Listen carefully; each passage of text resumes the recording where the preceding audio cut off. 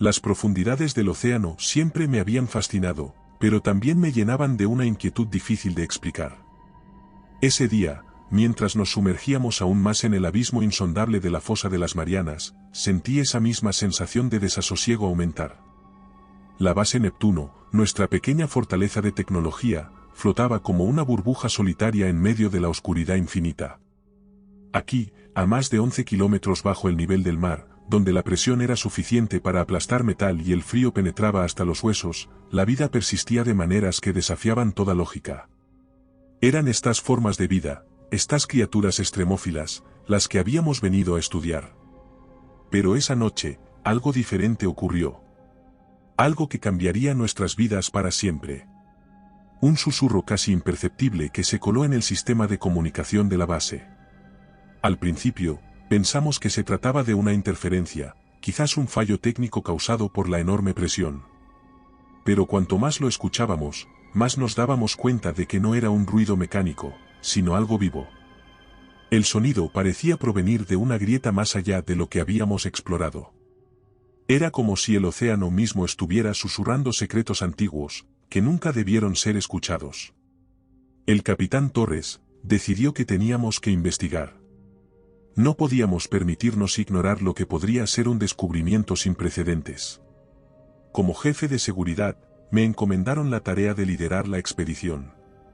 Conmigo irían 3 de los mejores: Rodríguez, un técnico experto en comunicaciones; Sánchez, nuestra bióloga marina que había pasado años estudiando la vida en las profundidades; y Delgado, un ingeniero con nervios de acero. Juntos formábamos un equipo entrenado para afrontar lo inimaginable, o eso pensábamos. Nos preparamos meticulosamente. Los trajes de buceo de alta presión, diseñados para soportar el peso aplastante del abismo, fueron revisados y asegurados. El minisubmarino, una maravilla de la ingeniería, estaba listo para llevarnos hasta la grieta. Sabíamos que cualquier error podría ser fatal, pero la curiosidad y el deber nos empujaban hacia lo desconocido. A nuestro alrededor, la oscuridad era total, como si estuviéramos cayendo en un pozo sin fondo. La presión crecía con cada metro que descendíamos, y aunque nuestros trajes estaban diseñados para soportarla, podía sentir como la atmósfera opresiva del abismo se filtraba en mi mente, alimentando un miedo primitivo. El silencio era absoluto, roto solo por el sonido de nuestra respiración y el leve zumbido del submarino. Sin embargo, a medida que nos acercábamos a la grieta, ese silencio fue reemplazado por algo. El murmullo. Lo habíamos escuchado antes, pero ahora era más fuerte, más claro. No era solo un sonido externo, sino algo que parecía resonar dentro de nuestras cabezas, como un eco lejano que se repetía una y otra vez. Era inquietante, como si alguien, o algo, intentara comunicarse con nosotros. Finalmente, la grieta apareció ante nosotros. Parecía absorber la luz. Sin embargo, cuando nos acercamos, algo extraño ocurrió. La grieta no era solo una abertura en la roca, sino una entrada a una caverna oculta. Dentro de la caverna, lo primero que noté fue la bioluminiscencia. Extrañas plantas y hongos cubrían las paredes, emitiendo un resplandor verdoso que apenas iluminaba el lugar. La luz era tenue, apenas suficiente para ver más allá de unos pocos metros, pero lo suficiente para revelar que no estábamos solos. Las criaturas extremófilas que habíamos estado estudiando en la base estaban aquí, moviéndose en las sombras. Se congregaban en torno a la caverna, como si algo las hubiera llamado. Eran criaturas que, en condiciones normales, vivían aisladas, cada una en su propio rincón del abismo. Pero aquí estaban, reunidas en una especie de danza macabra. Sus cuerpos bioluminiscentes brillaban con una luz extraña, y sus movimientos, normalmente erráticos, ahora eran coordinados, como si todas compartieran una única mente. Fue en ese momento que comprendí que algo estaba escalofriantemente mal. Seguimos avanzando, con cautela, mientras el murmullo en nuestras cabezas se hacía más fuerte, más insistente. Ya no era un ruido de fondo, sino algo que comenzaba a penetrar en nuestros pensamientos, a mezclarse con ellos. Podía sentir cómo mi mente se nublaba, cómo mis pensamientos se volvían menos claros, más confusos. Era como si una presencia invisible estuviera intentando apoderarse de mi mente, invadiendo mis pensamientos más profundos. Y entonces la vimos. En el centro de la caverna, ocupando casi todo el espacio, estaba la criatura. No hay palabras para describir completamente lo que era, porque no era algo que perteneciera a este mundo. Era inmensa, una masa de tentáculos retorcidos que se extendían por todas partes, tocando las paredes, el suelo y el techo de la caverna. Ojos, demasiados ojos para contarlos, se abrían y cerraban por toda su superficie, todos fijos en nosotros. Cada uno de sus movimientos hacía que la caverna temblara, como si su mera presencia alterara la realidad misma. No sé cuánto tiempo pasamos allí, paralizados por el pánico, incapaces de apartar la mirada de la criatura. Era como si el tiempo hubiera dejado de tener significado. Podía sentir como su presencia abrumadora nos vaciaba, como si nuestra energía, nuestra fuerza vital, fuera absorbida por esos ojos que nos observaban. Pero lo peor, lo más estremecedor, no era su apariencia, sino el palpitar psíquico que emanaba de ella. Sentí una presión en mi mente, como si algo estuviera tratando de abrirse paso, de tomar el control. Miré a mis compañeros y vi que ellos también estaban luchando. Sánchez se tambaleaba, sus manos temblaban mientras se llevaba las manos a la cabeza. Rodríguez murmuraba para sí mismo, palabras que no tenían sentido. Delgado, el hombre siempre tan seguro de sí mismo, tenía los ojos desorbitados, llenos de miedo. Sabía que, si no salíamos de allí pronto, perderíamos la cordura, y quizás algo peor. Fue entonces cuando lo comprendí. Esa criatura, esa abominación que había estado dormida durante milenios, nos había estado esperando. Nuestra llegada la había despertado, y ahora estaba tratando de apoderarse de nuestras mentes, de convertirnos en parte de ella, en una extensión de su voluntad. No sé cómo, pero reuní las fuerzas suficientes para retroceder, para dar la orden de retirada. «Vámonos, ahora», grité, pero mi voz sonaba lejana, como si no fuera yo quien hablaba. Mis compañeros, aún aturdidos, me siguieron, moviéndose con dificultad, como si algo los retuviera. La criatura no hizo ningún movimiento para detenernos, pero los susurros, esos malditos susurros, no cesaban. Resonaban en nuestras mentes, como una melodía oscura que se repetía una y otra vez, filtrándose en lo más profundo de nuestra psique. El regreso a la base, un trayecto que debería haber significado un momento de alivio, se transformó rápidamente en una pesadilla aún más estremecedora que la caverna que habíamos dejado atrás. Mientras el minisubmarino nos devolvía lentamente a la seguridad relativa de la base Neptuno, sentí que el peso en mi pecho se hacía cada vez más insoportable. El silencio absoluto de las profundidades, que en otras ocasiones me resultaba casi reconfortante, ahora parecía amplificar los susurros en mi cabeza, esos murmullos insistentes que se habían incrustado en mi mente desde el momento en que vimos a esa criatura en la caverna. Los susurros, al principio confusos y entrecortados, comenzaron a tomar forma, a adquirir una claridad inquietante. No eran simples ruidos, como había pensado inicialmente. Eran palabras, frases que se entrelazaban con mis propios pensamientos, contaminándolos, distorsionándolos. Me di cuenta de que no estaba solo en mi propia mente. Algo había entrado allí, algo que no pertenecía a este mundo. Intenté concentrarme, mantenerme lúcido.